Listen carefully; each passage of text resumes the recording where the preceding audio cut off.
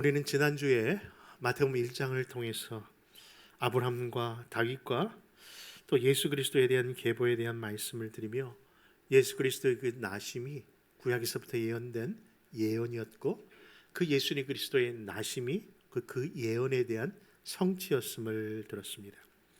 그런데 그저 예언과 성취만이 있는 것이 아니라 그 예언과 성취 속에 두 가지 큰 은혜가 있었는데, 하나는 용서였고요, 또 하나는 그럼에도 불구하고 우리를 구원하신 구원의 메시지입니다.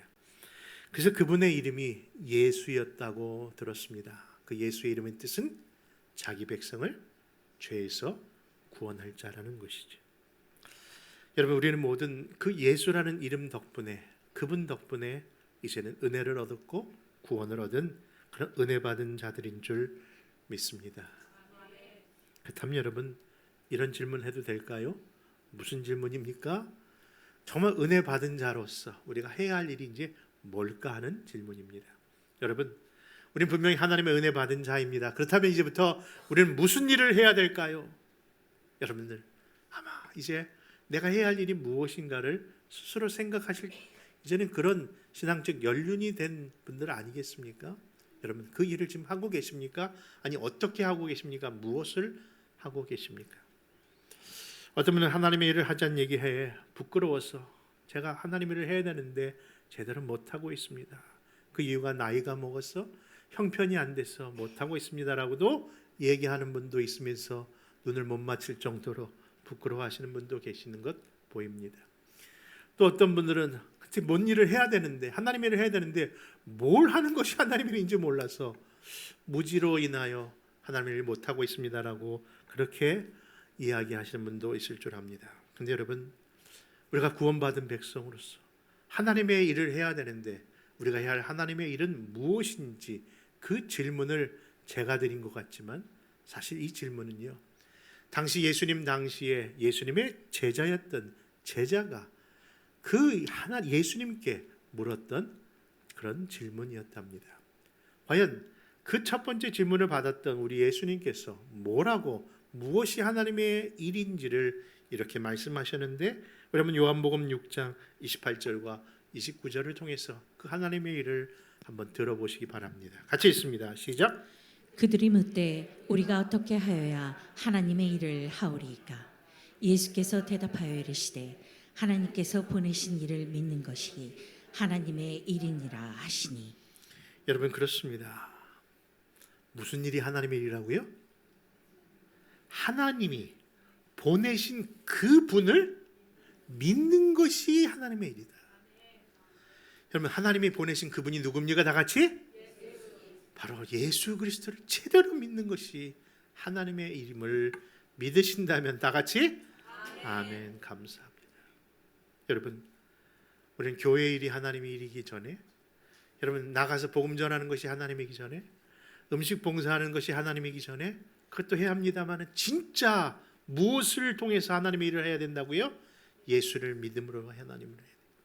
예수 없이는 아무것도 아니기 때문에. 여러분, 그렇습니다. 분명히 우리는 하나님의 일을 위해서 보내심을 받은 자입니다. 그런데 이 하나님의 일이 무엇인지 구체적으로 좀 말씀을 드린다면요, 엄밀히 말하면 하나님이 보내신 그분을 믿는 건데, 무엇을 믿는다고요? 그분이 어떤 분이신가를 믿고 그분이 우리를 위하여 무엇을 하셨는가를 믿는 거예요. 여러분, 사실요, 유대인의 복음서라고 하는 이 마태복음을 우리는 지금 시작하고 있는데요, 이 마태복음의 1장에서부터 그 예수님 그 하신 말씀의 내용은 다른 것이 아니라 결국 하나님을 믿는 것이 무엇이고, 그 예수 그리스도를 믿는 것이 무엇이고, 그분이 무엇을 하셨는지에 대한 내용이 이 마태복음 전역에, 특별히 사복음서에 다 기록되지만은 유대인을 위한 복음서에 바로 기록되어 있었답니다. 여러분, 그래서 지난주에 읽었던 1절부터 17절까지는 아브라함과 다윗의 계보를 통해서 오신 예수님이 어떤 분이시다? 인간으로 오신 인성에 대한 말씀을 들은 거예요. 분명히 예수님은 하나님의 아들이십니다. 하나님이십니다. 그래서 우리는 그분을 거룩한 아들이라고 하지만 실제로 그분은 하나님이십니다. 그런데 인간의 몸으로 오셨다는 거예요. 여러분 믿으십니까? 그래서 그 사실을 아브라함과 다윗의 계보를 통해서 오셨다는 이야기를 했던 거죠. 근데 그 계보 속에 누구들이 들어있어요? 죄인들의 여인들의 계보를 보면서 죄 가운데 있는 자들을 구원하러 오신 그분이라는 것을 깨달았던 것이죠. 근데 오늘 본문으로 삼고 있는 18절부터 25절까지에서는 그 가운데 인간으로 오셨지만 그 인간으로 오신 분이 그냥 우리가 알기는 아버지와 어머니의 만남을 통해서 이루어지는 그런 탄생이 아니라, 그런 생이 아니라 동료라고 하는, 그렇죠? 그냥 그 모태만 빌려서 오셨다는 것을 이야기하고 있다는 것이죠. 그럼 저는 제가 기억하는 것 가운데 저희 초등학교 교실에 항상 써있던 급훈과 함께 모르게 써놨는데 그때 그것이 지금도 생각합니다. 아버지 날 낳으시고 어머니 날 기르시니 그게 되게 있었어요. 그래서 그 효도하라고 하는 내용이었던 것 같아요. 근데 제가 그걸 읽다가 선생님한테 말씀드렸어요. 선생님, 저기 뭔가 잘못된 것 같아요. 왜 그러냐면요, 아버지가 날 낳은 게 아니고요. 누가 낳았어요? 어머님이 낳았잖아요. 그거는 아버지가 날 낳은 것이 아니라 어머니가 낳았지 않습니까? 했더니 선생님이 좀만 있으면 알아 그러더라고요. 그런데 어느 날 그게 뭔지를 알았습니다. 아버지가 낳는구나. 혹시 이 시간에 뭔지 모르는 분들 혹시 무슨 뜻이 모르는 계십니까? 여러분, 자녀의 탄생은 아버지와 어머니의 만남인데 우리 예수님은 어머니 태만 인도하셨대요. 근데 그분이 바로 성령으로 잉태하셨다는 것을 이야기하고 있다는 것이죠. 여러분, 이를 통해서 예수님은 인성도 계시지만 뭐예요? 신성의 분이시라는 것을 이야기하기 위하여 오늘 대표적인 말씀 18절을 하고 있는 겁니다. 1장 18절입니다. 시작. 예수 그리스도의 나심은 이러하니라. 그의 어머니 마리아가 요셉과 약혼하고 동거하기 전에 성령으로 잉태된 것이 나타났더니. 그렇죠. 동거하기 전에, 만나기 전에, 부부가 요셉과 마리아가 만나기 전에 성령으로 잉태된 분이시라는 것을 이야기하고 있죠. 근데 그 초자연적인 역사의 현장 속에 대표적으로 사용하고 있는 요셉이라는 그 인물이 분명히 그 일의 목격자여 증인이 되어야 되는데 그의 반응이 어떻습니까? 그의 반응이 바로 그 사실을 바로 이해하지 못하고 있었고, 그 이해하지 못하는 일에 대하여 천사가 이렇게 말씀을 전해줍니다. 19절과 20절입니다. 시작. 그의 남편 요셉은 의로운 사람이라 그를 드러내지 아니하고 가만히 끌고 자하여 이 일을 생각할 때에 주의 사자가 현명하여 이르되 다윗의 자손 요셉아, 내 아내 마리아가 데려오기를 무서워하지 말라. 그에게 잉태된 자는 성령으로 된 것이라. 바로 성령으로 잉태하신 예수님의 의미를 몰랐던 요셉은 바로 그 중심에 서 있지만은 무엇을 나타내고 있는 겁니까? 불신앙적인 태도를 나타내고 있다는 겁니다. 사실 그 불신앙의 신앙을 나타내는 그 요셉을 사실 사람들은 뭐라고 불렀습니까? 의로운 자라고 불렀던 사람인데 말입니다.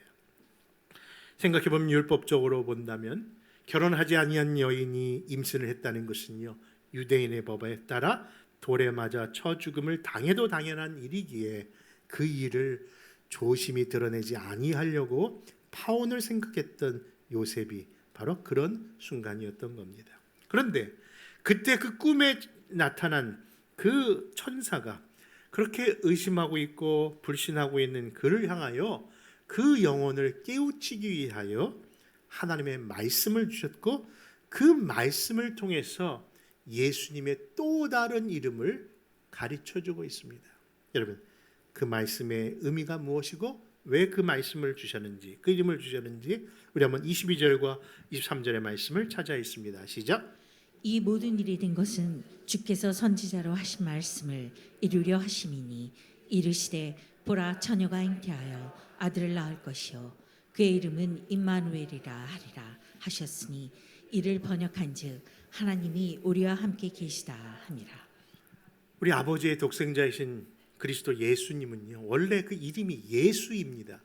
예수, 바로 자기 백성을 구원할 자, 그런데 자기 백성을 구원할 자로 오시기 위하여, 죄 없으신 분으로 오시기 위하여 그 성령으로 그 어머니 마리아의 모태만 이용했는데, 그 사실을 알지 못하는 요셉은 그 사실을 의심하고 불신하고 있었던 겁니다. 그래서 그 예수 그리스도의 이름과 함께 또 하나의 이름을 주셨는데, 그 이름이 임마누엘입니다. 그 뜻의 이름은 다 같이 하나님이 우리와 함께 하신다는 것이죠. 여러분, 하나님이 우리와 함께 하신다는 그 이름 임마누엘, 그 단어 모르시는 분 없고, 얼마나 그 단어의 의미를 다들 많이 알고 있는지, 어떤 종교적인 신앙적 단체에서도 임마누엘이라는 단체를 이름을 쓰는 것도 많고요. 또 심지어는 교회 이름도 무슨 임마누엘 교회라고 하는 분들 교회도 있고, 또 자녀의 이름도 임마누엘이라고 하는 분도 있습니다. 근데 여러분, 그 임마누엘, 하나님이 함께 하신다는 그 의미의 시초에서는 그렇게 우리가 생각하는 좋은 의미에서 시작된 이름이 아니라는 거예요. 이 이름은 불신의 자들, 불순종의 자들, 하나님의 그 크신 은혜와 사랑을 모르는 자들을 깨우치기 위하여 오죽하면 하나님께서 그 이름을 주셨는가로 받으셔야 합니다. 여러분, 그렇습니다. 사실 이 말씀 속에 뭐라고 표현하는 거 하니, 이미 선지자들로 하신 그 말씀을 이루려 하심이라. 그러니까 이 임마누엘이라고 하는 그 이름이 사실 먼저 주신 일이 있었다는 것을 이야기합니다. 그 사실은요, 우리 예수님이 오시기 800년 전에 저 북왕국 북이스라엘과 외적인 시리아가 함께 연합하여 하나님의 성전이 있었던 예루살렘 성을 그냥 싸고 그것을 공격하고 있을 때 그 두려움에 떨고 있었던 왕이 있었답니다. 그 왕은 다름 아닌 남유다의 왕 아하스인데, 하나님이 분명히 하나님의 나라를, 하나님의 성전을, 하나님의 백성을 지키신다는 것을 믿지 못하고 그 외적들만 보고 떨고 있을 때, 그 영혼을, 그 백성을 깨우치기 위하여 내가 너에게 징조를 보이리라 하시며 주셨던 그 말씀이 바로 이 임마누엘, 그리고 독생자에 대한, 동정녀 탄생에 대한 이야기였다는 거예요. 여러분, 그 본문의 말씀을 여러분 찾아보실까요? 우리 한번 이사야서 7장 12절부터 14절 말씀 우리 두 편으로 한번 나누어서 계속 읽겠습니다. 시작. 아하스가 이르되 그는 구하지 아니하겠나이다. 나는 여호와를 시험하지 아니하겠나이다 한지라. 이사야가 이르되 다윗의 집이여 원하건대 들을지어다. 너희가 사람을 괴롭히고서 그것을 작은 일로 여겨 또 나의 하나님을 괴롭히려 하느냐. 14절. 그러므로 주께서 친히 징조를 너희에게 주실 것이라. 보라, 처녀가 잉태하여 아들을 낳을 것이요 그의 이름을 임마누엘이라 하리라. 여러분, 그러니까 우리가 예수님 탄생 속에 시작되는 임마누엘, 보라 처녀가 잉태하여 아들을 낳았다는 그 말씀이 사실 이스라엘 백성의 불신앙을 깨우치는 말씀으로 주었던 그 본문이었다는 것이죠. 여러분, 그런 의미에서 오늘 요셉에게도 그 불신앙을 깨우듯 오늘 저와 여러분들에게도 그 말씀이 다시 한번 교훈되기를 소원합니다. 왜냐고요? 우리 안에도 여전히 하나님을 믿는다고 하는 이 믿음 가운데서도 불신앙이 있기 때문입니다. 여러분, 우리가 믿는 하나님이 누구라고요? 여러분, 창조주 하나님일 뿐만 아니라 우리를 죄에서 구원하실 그 하나님이 그 아들을 이 땅에 보내주실 때 성령으로 잉태하게 하셔서 이 땅에 사람으로 오신 그 하나님을 여러분 믿는다면요, 지금 우리 안에 일어나는 모든 일 충분히 믿음으로 감당할 수 있는 것 아닐까요? 여러분, 이 어찌 이 일이 가능한 일이겠습니까? 그런데 그 일을 성취하신 여호와라면은, 그분을 믿는 우리의 신앙이라면요, 여러분 지금 병든 가운데 왜 고민하십니까? 여러분, 우리 안에 영적인 어려움 가운데 왜 염려하고 계십니까? 우리의 삶 가운데 그 물질 좀 부족하다고 왜 낙심하고 계십니까? 아니, 사람의 관계 속에서 그 불편함을 왜 벗어나지 못하십니까? 이것이 바로 신앙 속에 있는 불신앙의 태도입니다. 오늘 이 메시지를 통해서 다시금 우리를 깨우치시는 말씀으로 알아 이 임마누엘 신앙, 이 땅에 오신 예수 그리스도를 기리는 우리 마음속에 다시 한번 우리의 신앙이 회복되는 그런 우리 모두가 되어지시기를 축원합니다. 그러므로 우리가 해야 할 일이 무엇인지 여러분, 그것은 다른 것이 아니라 그 어떤 봉사, 어떤 수고도 중요하지만은 진짜 이 땅에 우리가 해야 할 하나님의 일은 하나님께서 보내신 그 일, 그 분을 제대로 믿는다면 못할 일 없을 줄 믿습니다. 그러므로 그 신앙 가운데 승리하는 우리 교회와 우리 가정과 성도 되시기를 축원합니다. 사랑해 주님 감사합니다. 이 말씀을 통해서 오늘 예수님의 탄생의 기사를 통해서 우리 불신앙을 점검받아 싸우니 주님, 예수님 오심만을 기억만 알지나 예수님이 왜 오셨고 어떻게 오셨고 그분이 누구신가를 바로 알아. 아버지 하나님, 우리의 이 불신앙의 시대에 믿음으로 사는 우리 교회와 가정과 우리의 각 신앙이 되게 하여 주옵소서. 그 소식을 전하시는 우리 선교사님과 선교지 속에 아버지 하나님이여 어떻게 하나님의 역사를 드러내는지 오늘 귀한 우리 선교사님 모실 때에 하나님 그 은혜가 하나님 배가 되게 하여 주옵소서. 예수님의 이름으로 기도합니다.